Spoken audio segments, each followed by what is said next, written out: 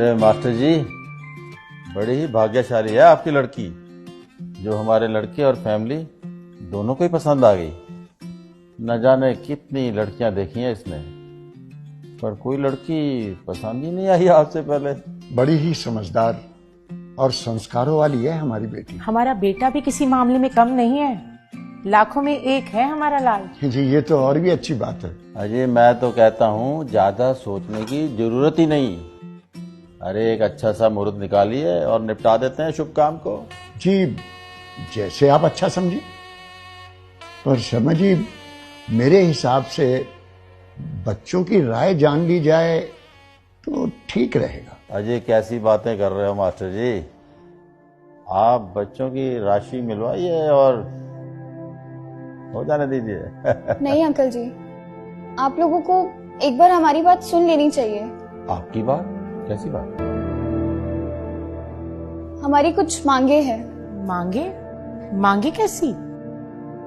माफ कीजिएगा, शायद आप लोगों को मेरी बात बुरी लगे, पर इस रिश्ते को आगे बढ़ाने के लिए आप लोगों को हमें कुछ प्रूफ देने होंगे। प्रूफ? कैसे प्रूफ? हमें आपके बेटे के मेडिकल रिपोर्ट्स चाहिए और आपके बेटे के एजुकेशन और इनकम के प्रूफ चाहिए।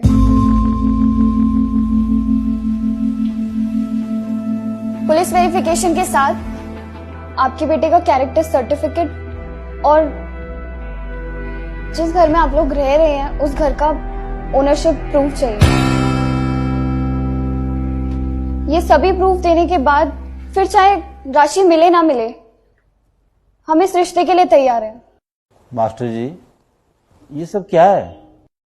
माफ कीजिए शर्मा जी, अगर मेरी बेटी ने कोई गलत बात कह दी हो, पर शर्मा जी जमाना बहुत तेजी से बदल रहा है। जमाने के साथ साथ संस्कारों को भी चेंज करना होगा, नहीं तो ये रोज रोज तलाक के किस्से आगे बढ़ते चले जा रहे हैं। इनको रोकना बहुत मुश्किल हो जाएगा, बहुत मुश्किल हो जाएगा। अरे वाह, आपकी बातों का मतलब है कि हम झूठे हैं और हमें सच साबित करने के लिए प्रूफ देने होंगे। अरे वाह। सुनो जी, मास्टर जी को भी बात करने का मौका दो। कहिए मास्टर जी, क्या है आपके मन में? शर्मा जी, हम ये नहीं कह रहे कि आप झूठे हैं, पर अगर आप गलत नहीं हैं तो मुझे नहीं लगता कि प्रूफ देने में आपको कोई परेशानी होनी चाहिए। शर्मा जी, मेरी पत्नी के देहांत के बाद मेरी दोनों बेटियां कभी भी मुझसे एक पल के लिए दूर नहीं हुई। आज मेरी लाडली बेटी, मेरा जिगर का टुकड़ा, जिंदगी भर के लिए किसी दूसरे के साथ कैसे जा सकती है, ये जाने बिना कि वो कौन है, कहां से आया है, क्या मेरी बिटिया को अच्छी तरह रख पाएगा? शर्मा जी, मैं अपनी बेटी का भाग्य तो नहीं बदल सकता,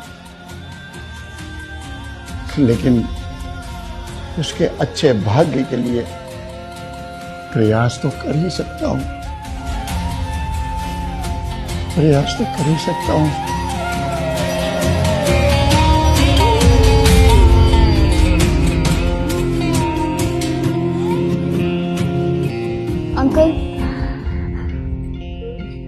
अंकल अब आप ही बताइए, एक सिर्फ न्यूज़पेपर की एड के बेस पे कैसे मेरे पापा किसी के भी हाथ में मेरा हाथ सौंप सकते हैं? कैसे विश्वास कर ले इन न्यूज़पेपर वालों के ऊपर जो पैसे लेकर किसी के बारे में कुछ भी छाप सकते हैं?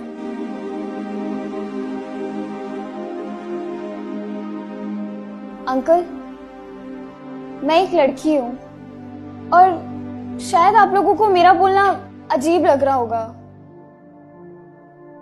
पर अंकल आपको पता है आजकल सिर्फ 23% तलाक विचार ना मिलने की वजह से और 77% तलाक झूठ के बुनियाद पे रिश्ते बनने की वजह से हो रहे हैं। हम लोग भेड़ चाल की तरह बेटी बचाओ बेटी पढ़ाओ के चक्कर में बेटियों को बसाना भूलते जा रहे हैं।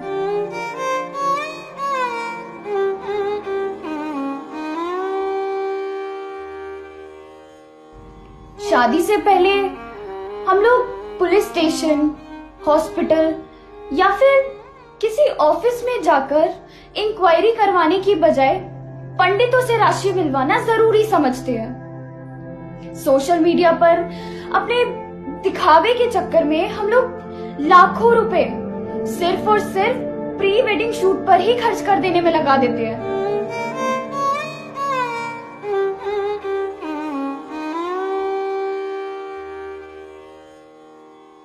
हमारे हिसाब से प्री वेडिंग शूट के बजाय अगर प्री वेडिंग इंक्वायरी पर ध्यान दिया जाए तो शायद ये तलाक के किस्से कुछ कम हो सकते हैं।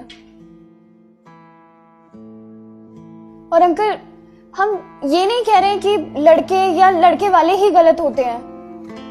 ताली दोनों हाथों से बजती है। इसलिए आपके प्रूफ लेने से पहले हम आपको वो सारे प्रूफ देना चाहते हैं जो हम लोगों ने आपसे मांगे हैं।